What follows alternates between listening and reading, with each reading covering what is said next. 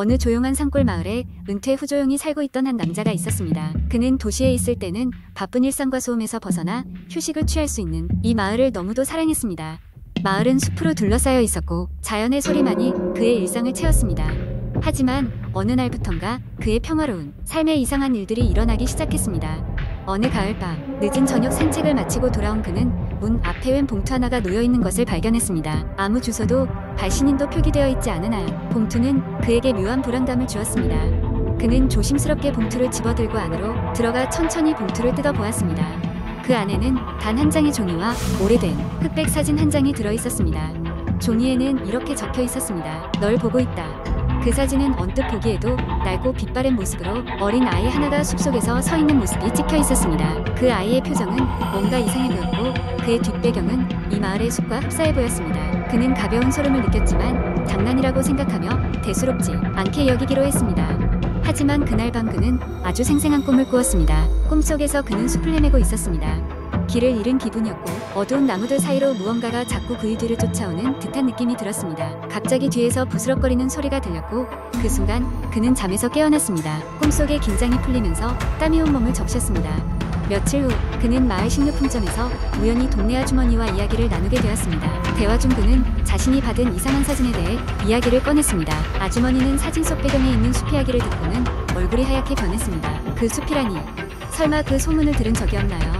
그녀는 속삭이듯 말했습니다. 아주머니는 그에게 오래전 그 숲에서 있었던 사건에 대해 이야기해 주었습니다. 몇십 년 전 이 마을에는 어린아이가 하나 실종되었고 많은 수색 노력에도 불구하고 그 아이는 끝내 발견되지 않았다는 것이었습니다. 마을 사람들은 시간이 지나면서 그 사건을 잊으려 했지만 가끔씩 그 숲 주위에서 이상한 일이 일어났다는 소문이 돌곤 했습니다. 이 이야기를 들은 그는 사진 속 아이가 바로 그 실종된 아이가 아니냐는 의문이 들었습니다. 그는 누가 왜 이 사진을 자신에게 보냈는지 도무지 이해할 수 없었습니다.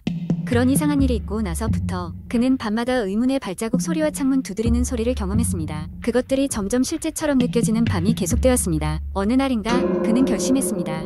마을 남쪽에 있는 숲으로 들어가 보기로 한 것입니다. 그곳에 무엇이 있는지 확인하고 싶었던 것입니다. 그렇게 깊이 들어간 숲속에서 몇 시간 동안 길을 찾아 헤매던 그는 우연히 오래된 작은 구조물을 발견했습니다. 그것은 아주 작은 허름한 오두막 같은 것이었고 마치 사람이 산 것 같지 않은 상태였습니다. 그가 문을 열고 들어가자 그는 깜짝 놀라고 말았습니다. 그곳에는 그가 받았던 사진 속에 장면과 똑같은 장소가 있었습니다. 벽에는 똑같은 흑백 사진이 여럿 붙어 있었고 서늘한 바람이 오두막 안을 스쳐 지나갔습니다. 그 순간 그는 등 뒤에서 서늘한 기운을 느꼈고 되돌아섰을 때 아무도 없었습니다.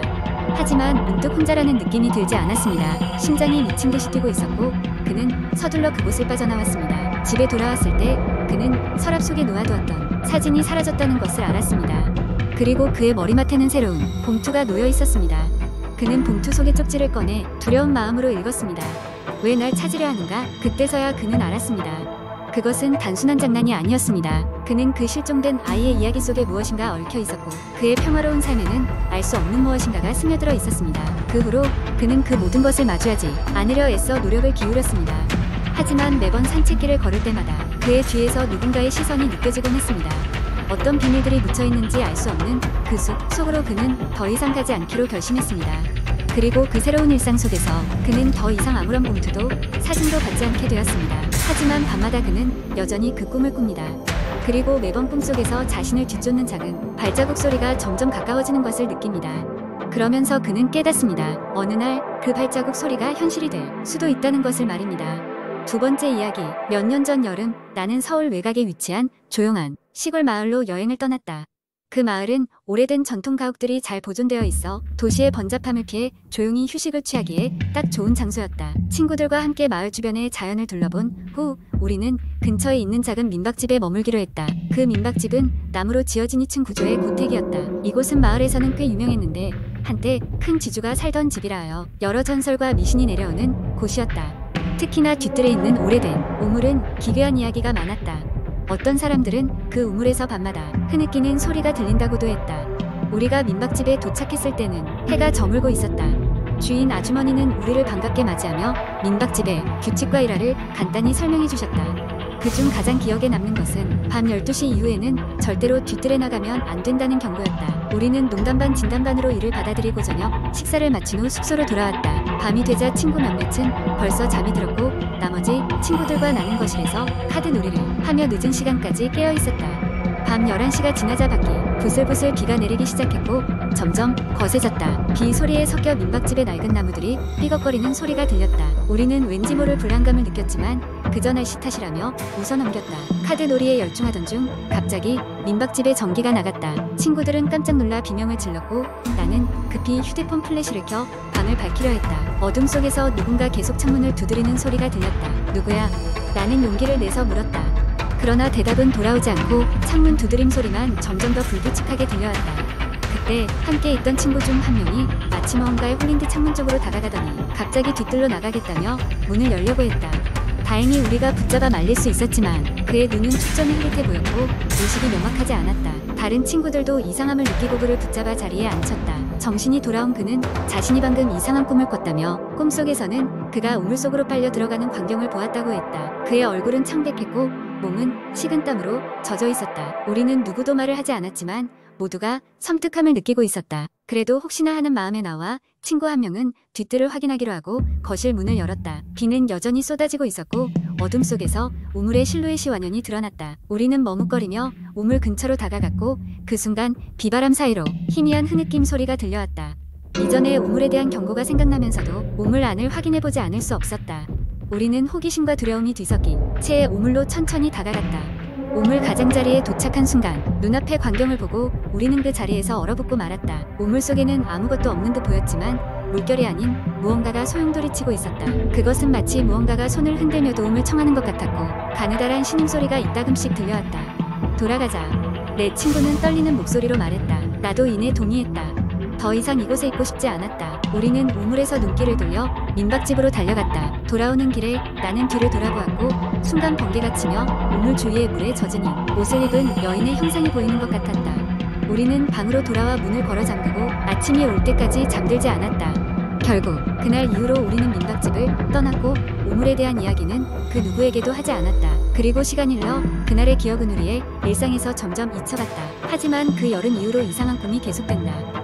꿈속에서도 나는 여전히 그 우물 옆에 서 있다. 비슷한 꿈을 꾼다는 친구들에게서 연락이 오면 우리는 여전히 그날 그 우물에서 무슨 일이 있었는지 모른다는 사실을 깨닫고 섬뜩함과 미련이 공존하는 기분을 느꼈다. 세 번째 이야기. 어느 작은 마을에 수진이라는 소녀가 살고 있었다. 수진은 가족들과 함께 조용하고 평화로운 삶을 살고 있었지만 그들이 사는 마을에는 오래된 미신과 전설이 얽혀 있었다.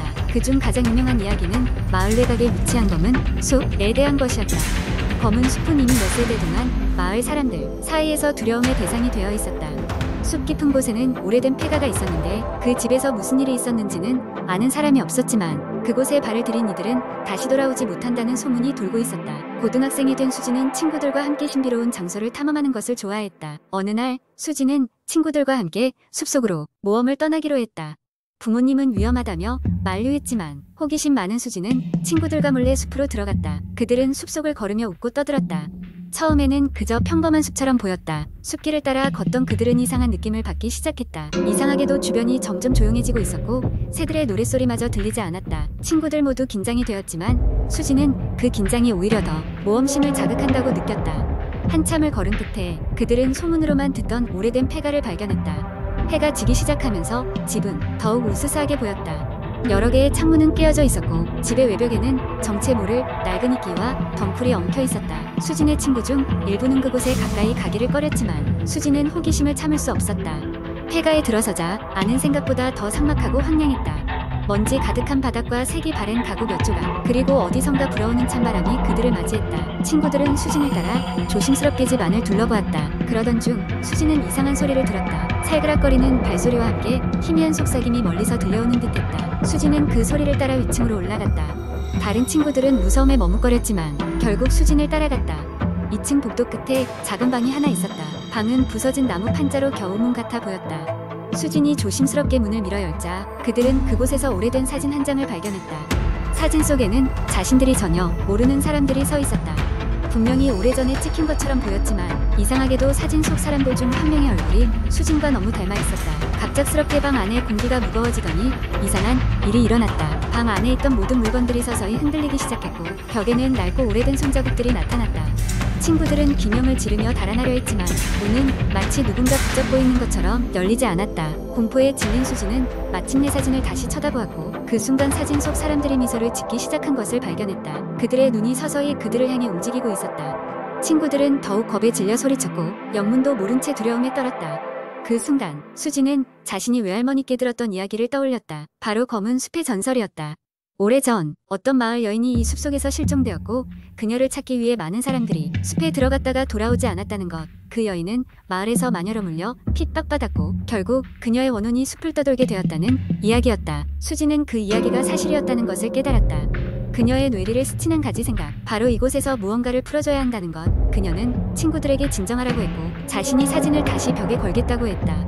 손을 떨며 사진을 벽에 맞추자 방 안에 소음이 차츰 잦아들었다. 순간적으로 모든 것이 멈췄다. 방 안의 기묘한 현상도 사라지고 문도 다시 열렸다. 이들은 서둘러 폐가를 빠져나와 마을로 돌아왔다. 그날 이후로 수진과 친구들은 누구도 다시는 숲을 찾지 않았다. 하지만 가끔씩 수지는 검은 숲을 지나칠 때면 그녀를 향해 미소 짓던 그 사진 속 얼굴들이 떠오르곤 했다. 그녀는 그날의 경험을 잊기 위해 노력했지만 가끔씩 들리는 속삭임과 알 수 없는 시선은 그녀의 기억 속에서 가시지 않았다.